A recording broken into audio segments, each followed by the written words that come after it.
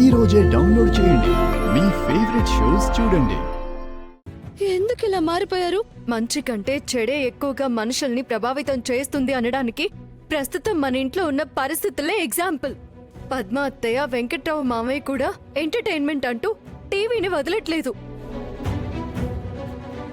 రేపు పెదనాన్న పూర్తిగా కోలుకుని ఇంటికి తిరిగి వచ్చాక ఇంట్లో ఉన్న పరిస్థితుల్ని చూస్తే ఏమైపోతారో అని నాకు భయం వేస్తుంది రామా. లేదు ఆద్య, అలా జరగడానికి వీల్లేదు. నాన్న ఎంతో ప్రేమగా నిర్మించుకున్న ఆ ఇంటిని, ఆ ఇంటి కట్టుబాట్లని మార్చడానికి వీల్లేదు. ఏం చేసైనా సరే నాన్న తిరిగి ఇంటికి వచ్చేసరికి గుమ్మానికి ఉండాల్సిన పచ్చని తోరణాలు, ఇంటి ముందు నాన్న కోసమే ఎదురు చూసే ఆ తులసి కోట, ఆ మట్టి వాసన, ప్రశాంతమైన వాతావరణం అన్నీ అలానే ఉండాలి. వాళ్ళు తెచ్చినవి ఏవి ఇంట్లో ఉండకూడదు. వాళ్ళని మార్చాల్సిన బాధ్యత మనిద్దరిది.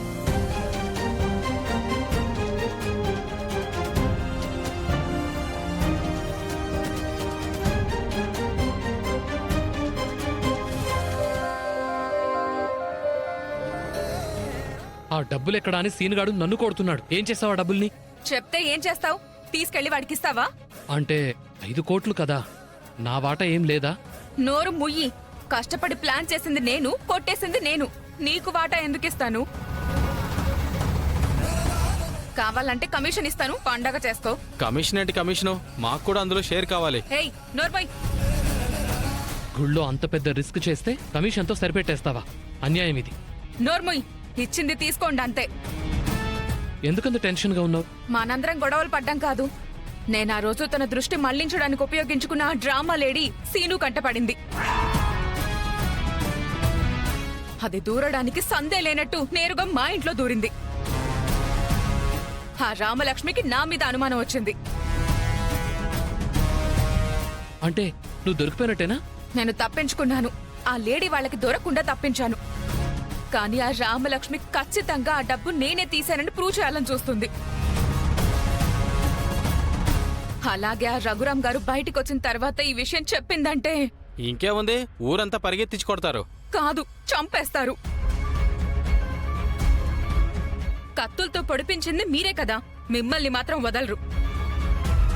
అయితే ఆయన దొరకకుండా ఉండాలంటే ఏం చేయాలి?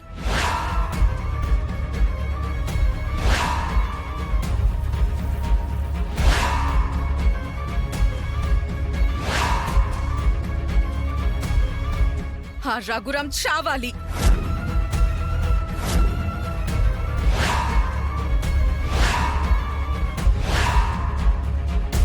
ఏంటి, రఘురామ్ని లేపేద్దామా?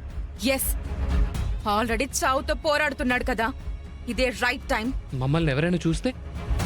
నువ్వు ఏం చేస్తావో నాకు తెలీదు. ఆ రఘురాం చావాలి, లేదంటే నువ్వు చస్తావు.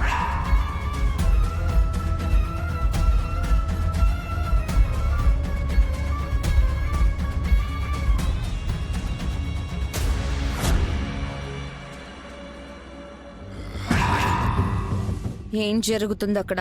దుర్ముహూర్తం చూసుకుని మరి ఆ ఇంట్లో అడుగు పెట్టాను కదా, అన్నీ మనం అనుకున్నట్టే జరుగుతున్నాయి. నేను తెప్పించమన్నవన్నీ తెప్పించావా? రెండో రోజుకే ఆ ఇంట్లో అన్నీ ఉండేలా చేశాను. అందర్నీ వాటికి బానిసలుగా కూడా చేశాను. సభాష్. బతికుండగానే అల్లుడు ఫోటోకి దండేసి ఇంట్లో వాళ్ళ మీదకి తోసేశా. వాళ్ళ అమ్మతో సహా అందర్నీ అసహించుకునేలా చేశాను. Very good. మరేమనుకున్నావు ఈ అలిమేలంటే? ఈ అలిమేలు తెలివితేటల ముందు ఎవరైనా తేలిపోవాల్సిందే.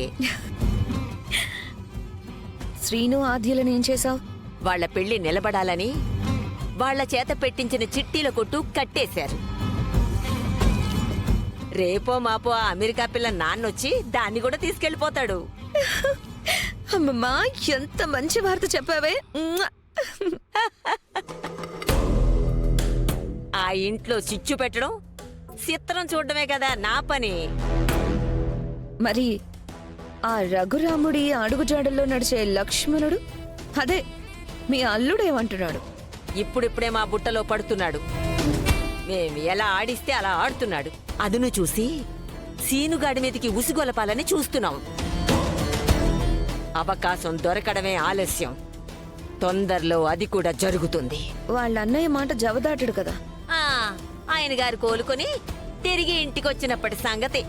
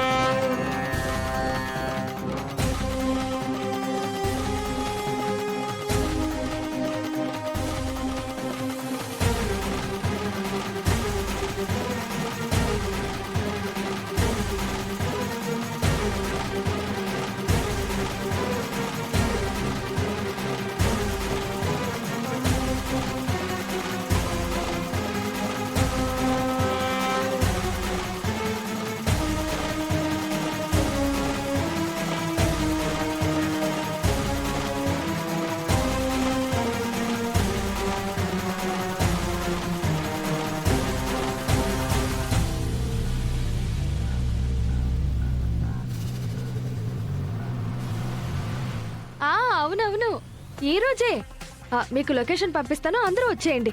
బిర్యానీలు, డ్రింకులు అసలు మా ఇంట్లో జరగబోయే కిట్టి పార్టీ ధూమ్ ధామ్ గా జరగాలి. నేను పంపిస్తాను, మీ అందరికీ లొకేషన్ పంపిస్తాను. ఓకేనా? ఫుల్ గా ఎంజాయ్ చేయాలి, సరేనా? మామూలుగా ఉండదు, అలా ఉంటుంది మరి. పార్వతి,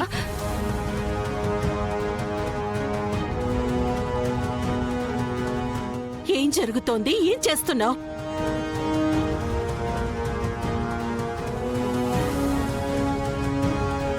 బయట తులసమ్మ నిద్రపోతోంది. దైవంలా భావించే పత్రం మూల పడిపోయింది. ఏం చేస్తున్నారు మీరు?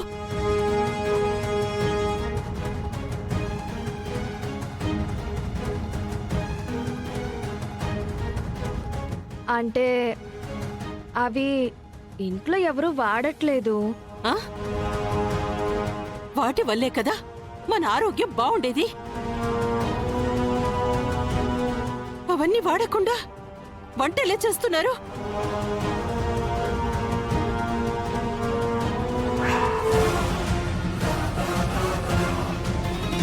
టీవీ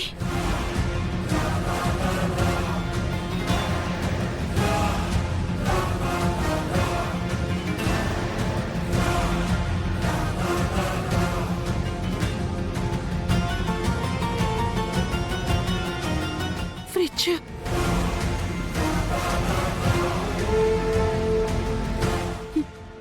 ఏంటి? ఏంటిదంతా? ఏంటి ఇది? మనీలా? కొత్త ఫోన్లు వచ్చాక పాత ఫోన్లతో పనే ఉందిలే.